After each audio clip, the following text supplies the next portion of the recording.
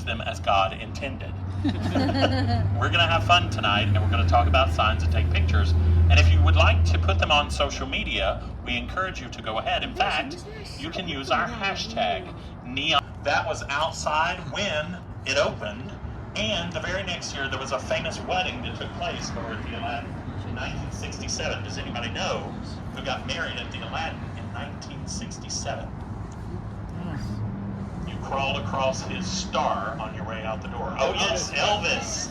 Elvis married Priscilla over there in 1967 for all Wow. the fame and notoriety to that property.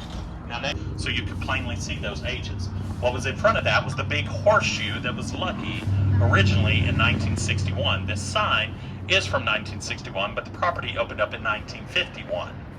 This is about 1,064 incandescent lights. The original have a museum.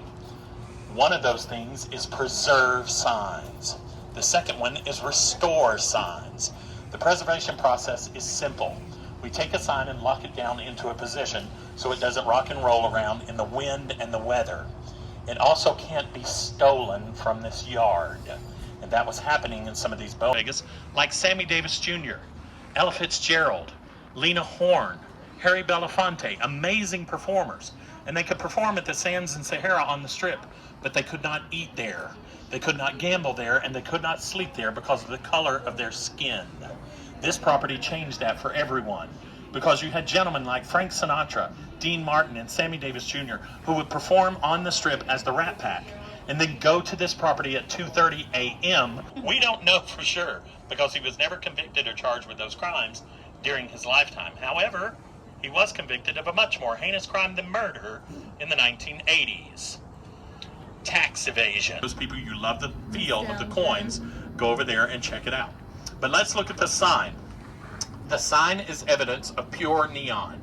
That is the red that surrounds each one of the letters here in the glass tubing. Now, neon glows bright red, pink, or orange in its natural color. It does not mix well with other chemicals like a phosphorus that could be added to change the color. So if you see neon, it's probably going to be our sign company. They're amazing. We are so glad to have them. If you didn't get a good picture of it, wait till we walk away, get another picture or so. Now, let's talk about motels in our history. They're very popular in the 1940s, 50s, and 60s because, except for the word vacancy. Who is that character on top? The Tulsa Driller. Oh, that's a good guess. I haven't heard that in a while. A lot of people say Big Tex, a lot of people say Marlboro Man. This is Vegas Vic. He comes to us from the Chamber of Commerce here in Las Vegas. He's also in white argon.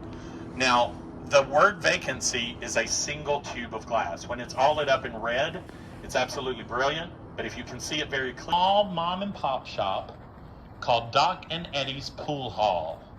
So this pool hall created a sign that was not neon or argon, but was fully steel, and steel is the framing behind most of these signs. Tease cape that would come in about once a month, that they would have to take 4,000 rhinestones off the cape, dry clean it, and Men on the Moon. What an incredible theme. And people love this sign, but they do not realize in a lot of cases that this is not a full restoration. This is just the letters of the sign. Look up. You're going to see the spire that goes next to it. Bounce It is the first guitar they ever created in the franchise's history, and it is here for you to view tonight because of all of the people that came to our museum over the last 10 years. And it was being replaced by the Las Vegas Convention Center parking lot. Oh.